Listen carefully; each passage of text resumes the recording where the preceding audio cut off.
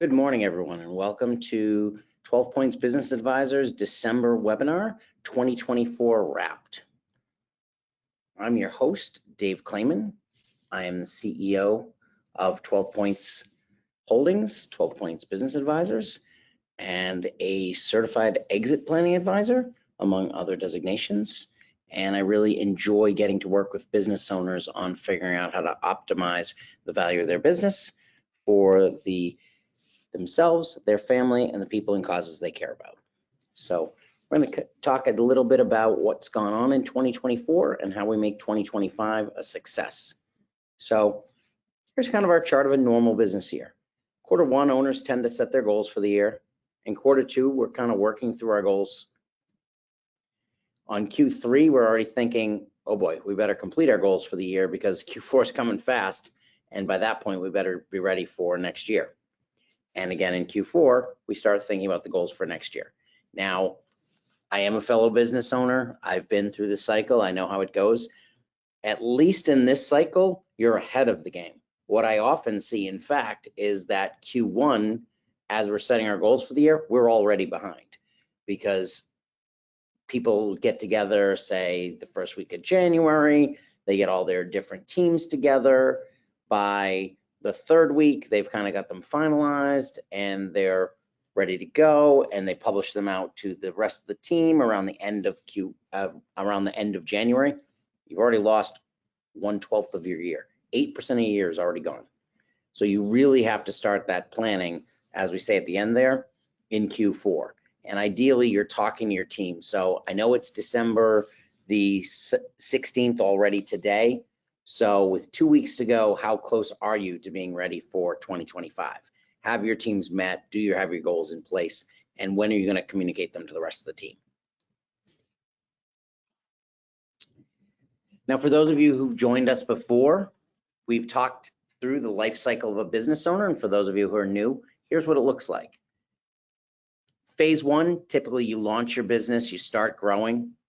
Maybe you've been in business for 5 to 7 years, maybe longer, and you decide to finally get the business valued.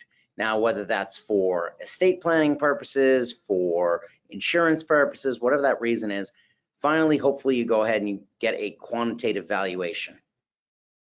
That quantitative valuation is just going to look at the pure numbers.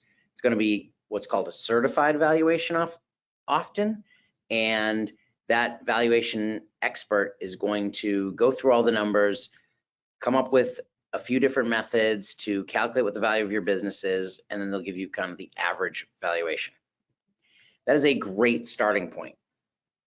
However, if you are getting near the end of your business life, or you just want to optimize the value of your business for while you still own it, then you want to go ahead and get a qualitative valuation. What does that mean? Well, that's where someone who looks at the internals, the aspects like your concentration of customers, your revenue, your recurring revenue, how often does it recur? What's under contract? How firm are those numbers going forward? Looking at your team, do you have the right players in the right seats on your bus to move forward? Do we need to shift some people around? What would happen? Could the business run if something were to happen to you as the owner? What would that look like? Are your processes documented? Would someone know what to do if you weren't there? And then, of course, what's the reputation of your business? So all those things come together with the quantitative numbers to say, here's what the business is truly worth today in the situation that it's in. And what you can do from that is work on a roadmap. So many business owners are focused on revenue. We all are, right? Revenue fixes a lot of problems. You've probably heard that before.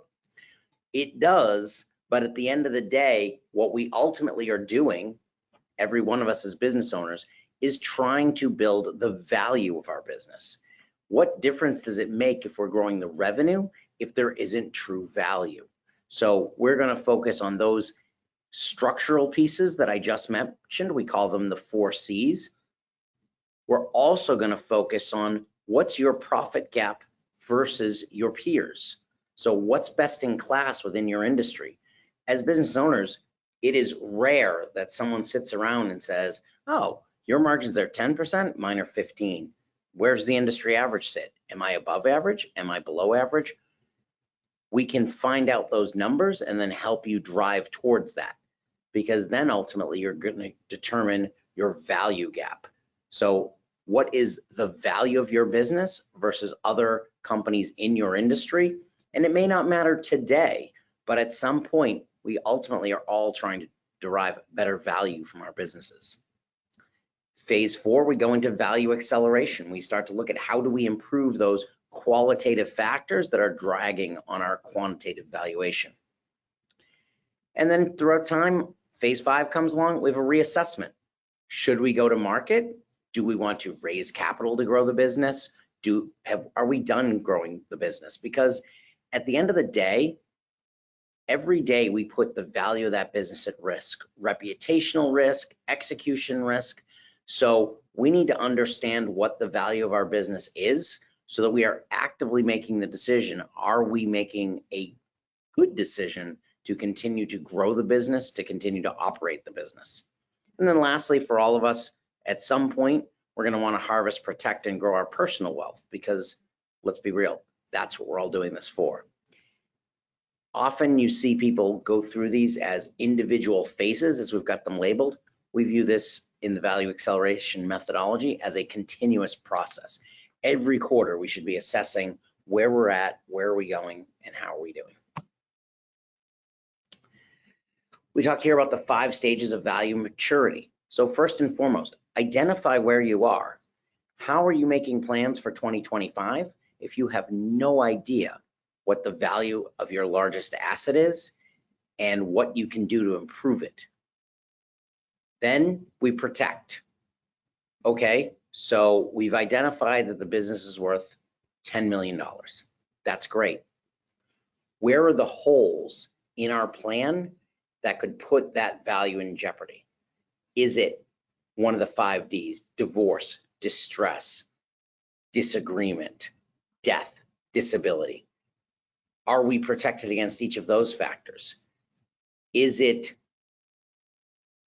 insurance?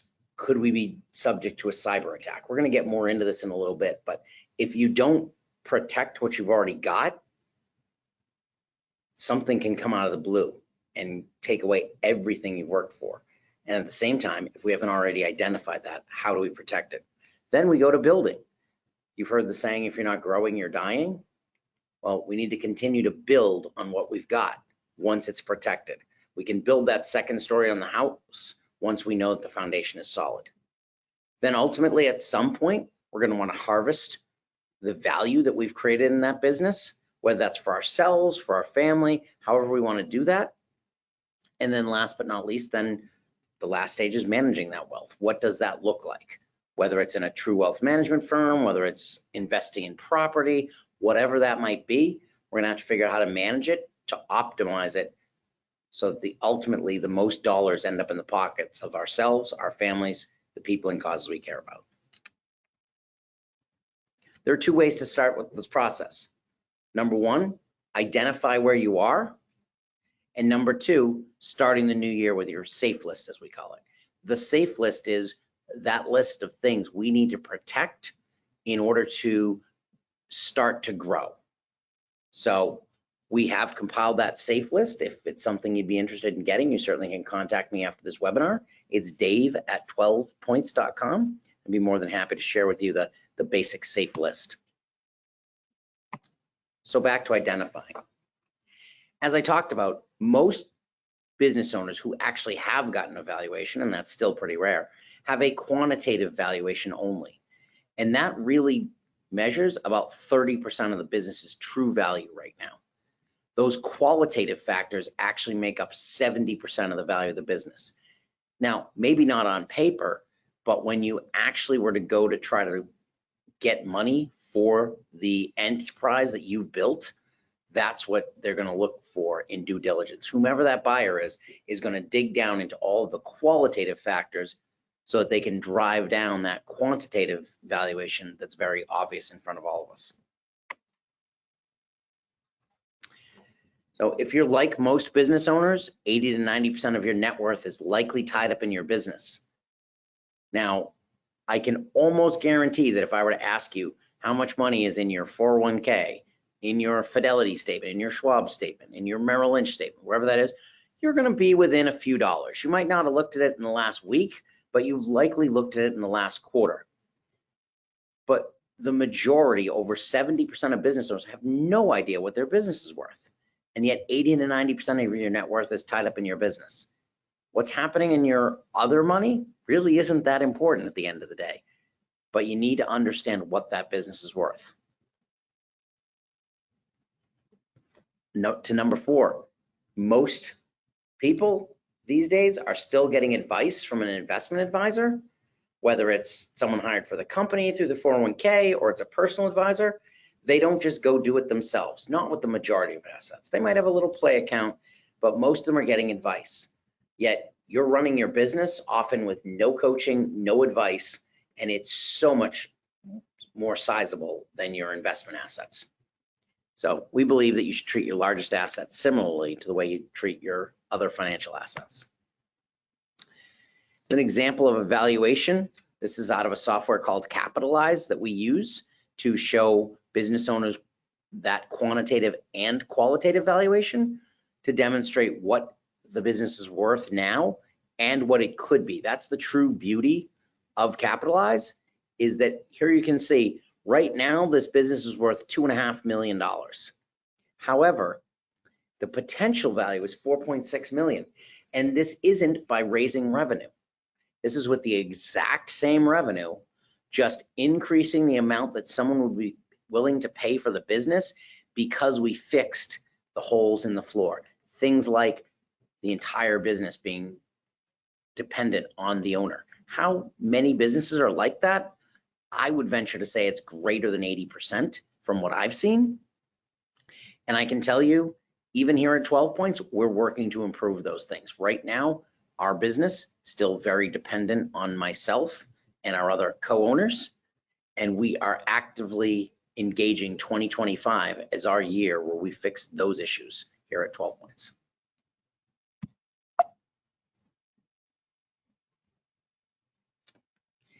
And if we were to build a roadmap and say you could almost double the value of your business without growing revenue, would you put the time in to do that work? Would it be worth having someone coach you to do that? Once you've identified it, now you can start to protect it. So many people, one, don't have any idea how to identify it, and two, haven't gone through the protect phase. We're just in build mode. So 3 major pieces of protecting: risk mitigation in your 3 categories: personal, financial, and your business. How do I protect the personal piece? We need to protect against things like death and disability. Yes, typically this is done by insurance. And if you have partners in the business, do you have a buy-sell agreement in place? If something happens to your partner, you probably do not want to be in business with their spouse. So, yes, you have a buy-sell agreement in place. When was it the last time it was reviewed? As you've grown your business, that valuation has gone up. Have you increased the value of your buy-sell agreement? Have you updated, if it's funded, which many of them are not, but if it is funded, have you updated the value of that life insurance that's backing up that likely buy-sell agreement? Death of you as an individual, not a great topic, obviously, but let's say you own the business yourself. If something were to happen to you, how would the business run? Is there a plan in place that the existing employees could run the business on a day-to-day basis while a new buyer was found? How would that work? You really need to document these things, because otherwise often businesses end up in liquidation mode, and that's not going to optimize. Now, maybe you did have insurance for yourself, your family, and they might be okay even if the business went into liquidation. But think about your employees, your customers, your vendors, all of those other people that depend on this business for their livelihoods. What has happened just because of poor planning and lack of protection? Same with disability. Thankfully, we're 7 times more likely to get disabled than we are to die. But still, we need to have protection against that disability. What would happen if you couldn't come to work? Would there be enough income to pay for your needs? Would the business be able to run? These are all things that should be mapped out and planned for. Health. You need to protect against your health and challenges that you may run into. Divorce. Have you put in place a prenuptial agreement, a postnuptial agreement? What is in place that covers the plans for the business if you should end up getting divorced, or one of your partners should end up getting divorced? Is that all spelled out and planned for?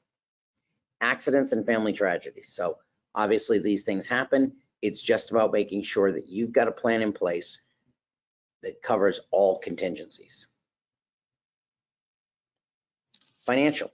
Protecting yourself against market risks, whether that be stock market risks or just broad economic risks. Are you prepared for the next recession? I know we haven't seen one in a while, but I promise you they will come. And when they do, how have you protected yourself and your company and insulated it as best possible against any kind of downturn? Do you have a credit line in place? That's a great way to know that the business can survive any downturn. So get that credit line in place, not when you need to, not when you have to, but when you can. And that's often when the company is doing well and you've had a good run in the economy. Diversification. Do you have protection against one of your major customers having a problem and not having done this protect stage? Do you understand you have a good enough relationship with major customers, major vendors, to understand how well they have protected themselves? Can you diversify your product line, your customer base? All of those things provide for a smoother ride and take out the pothole that could be existing in any concentrated space. Personal loans and debts. Sometimes as owners, we have to float the business.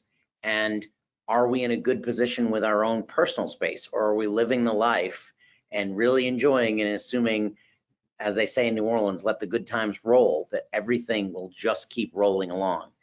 It is very important for your own situation, your company's survival, and frankly, all the people that work for you and depend on you, that you've got your own personal loans and debts under control. Personal lawsuits. How do you protect against these things? Do you have an umbrella policy in place? Again, insurance-based, but very inexpensive insurance. The cheapest insurance you can find. Most people have not protected themselves well enough. Even if they have an umbrella policy, they haven't updated it in a while. It is the cheapest insurance out there, and you should technically be insuring your entire personal net worth under an umbrella. Loss of earning power. What happens to yourself if you have to slow down your paycheck? At the end of the day, we support the company, right? So who gets cut first? Probably us. Have we set ourselves up with an emergency savings account? We should have at least 6 months of savings set aside to get through any soft times that might come up. And then lastly, long-term care.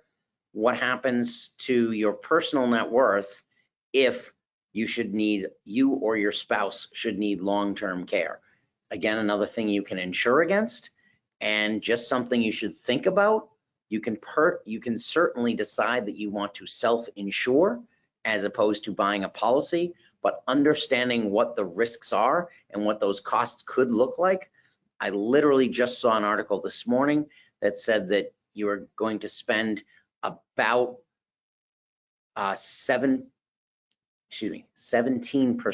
of your income in retirement on healthcare. It's a big number. So being prepared for that and what that could look like, long-term care situations can be devastating to someone's net worth. How do you protect the business? Again, I talked about diversification of customers. That's a really important thing. Understanding how solid your contracts are. Understanding how well your customers have protected themselves if you have those kind of relationships. Your key people. Have you insulated yourself against the loss of any key person? If you can't, which often happens, Have you incentivized them well enough that they're not looking at the next big thing? Have you shown them a path that gets them where they want to go personally? Have you gone through key goals for them and realized, here's how you and the business achieve our goals together? The economy. Certainly, as I mentioned a minute ago, we're going to have more recessions. How do we insulate the company? What diversification have we put in place? What tools do we have available to us? Those credit lines, how are we well protected? Distress. There are going to be difficult times, and whether that's loss of employees, loss of customers, general economic downturns, how do we get through those times? Owner dependence. Really important that we're building a business that does not rely on us. The majority of the value of your business is that it's attractive and transferable at any given time. A business that is completely dependent on you is not that attractive, and it's not very transferable. So you need to continue to diversify the business away from you. As challenging as that is, and I know it as well as anybody, delegation is hard, and when things get screwed up, it gets even harder, but you need to keep building out a team, a true business that isn't Dave dependent or filling your name here, owner dependent. And then loans and debt, as I mentioned earlier, make sure that in the good times, you're keeping that debt down and that you're keeping your credit lines open. So you want to have access to capital when you need it, but you want to prepare for it before you need it, because banks get really tight in their lending when that time comes. They see the downturns too, and you don't want them betting on you when you're a tougher credit. You want them rating you when you're a good credit. It's very important to have all the seats at your business owner planning table filled. Who fills all of these roles for you?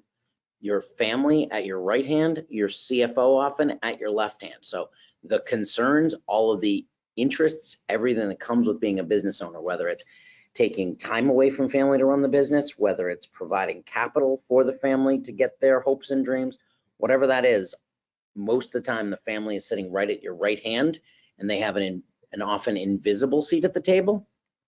Your CFO needs to help you plan. Now, if you don't have a CFO, your controller, your bookkeeper, whomever it is, but they've got to give you good numbers so that you can make good decisions.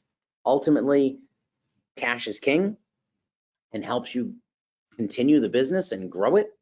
But so you need to be getting really good numbers and information from your financial chief, whomever that is. Your attorney, your CPA, your banker. You need to have proactive, collaborative teams here. That entire blue suite there is what keeps the business going day to day to day. And often people say, I don't want to talk to my attorney. He bills me every time. Yes, he or she does bill on an hourly basis most of the time, but there's such a key cog both to protect you and to guide you for the future. Another important thing is, have you outgrown your attorney, your CPA, your banker? Let's talk about banks. Just because I say you've outgrown your banker does not mean you need to go to one of the behemoths. There are a lot of great smaller banks that can handle very large corporations and businesses. They just need to be a good proactive partner, and that's what you need. I find often many of the smaller banks are even better than the big banks at being that proactive partner you need, because they're not always answering to the mothership 2,000 miles away. They know you, they work with you, and they help you to guide your business. As we round down around the bottom, these are people you tend to talk to more annually. Your benefits broker, your insurance broker, your 401k cash balance advisor, your property and casualty or commercial broker. These people are key to retaining your business, your employees, and to protecting you. So that's kind of your protect phase. You've got your planning in blue, you've got your protection down here in green. Again, proactivity is really important. There's been a lot of change in the insurance world lately, making sure that you're getting the best of benefits, that you're protecting yourself as a fiduciary to your health plan and your retirement plan. and that you're optimizing your coverage to grow with the business as it continues to grow. And then on the left side, your business advisor, your board of directors, if you have one. If you don't, you still do. It's your family. And the key employees and team that you have. Those people need to be helping you think strategically going forward, getting the pulse of the organization, and then helping you think, where is the next opportunity for us and where might our potholes be? So that's where those 4 yellow colored seats come in. Making sure that you've got all these seats filled. I promise you, people are neglecting these and not upgrading them. They'll have their cousin from Boston in some seat, and you've outgrown them, and that's okay. You can still make sure they're fine financially. Maybe it's, hey, Joey, I know you've been handling our insurance for years. I'm gonna bring in Jenny. Jenny's got great experience at our current size. She's willing to split the work with you. Whatever that might be, you've got to make sure that you're protected and that you're making the right decisions at your size. You can't go into deals with someone who's done $5 million deals when you're writing a $50 million deal. One of my favorite quotes is that confidence comes from 2 things, experience and knowledge. If you're dealing with advisors at your planning table that don't have experience and knowledge at the level you're now playing, how can you possibly have confidence?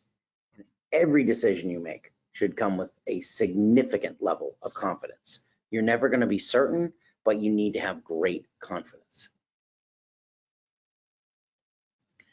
So here's the key elements of that protect stage, building out your safe list, as I mentioned. You need to have a short-term point of view and mitigate your risks. You need to define those risks as either business, personal, or financial. If you don't have all 3 legs of your stool solid, you're going to wobble and you're going to fall down. So making sure that you're paying attention to the business, the personal, and the financial. And I know that personal and financial can be so hard because we're so busy with our heads down running the business. You should work with your advisory team to develop a 90-day action plan for both the business and the personal. You need to create contingency plans with them around those 5 Ds: death, disability, divorce, disagreement, dissolution. You need to formalize that advisory team, and then every quarter you need to be thinking about, how much am I willing to risk in order to grow? Because your business has a value today. You need to understand that value and then understand what your risks are as you continue to grow. Because if you're not willing to take those risks, then it might be time to move on from the business and put somebody else in charge.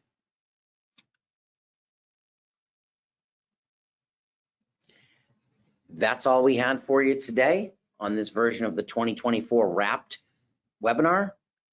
If you have any questions or would like to contact me, you can reach me at dave@12points.com, and that 12 is spelled out, or you can give me a call at the office at 978-318-9502. I hope you had a very successful 2024 and an even better identified and protected 2025.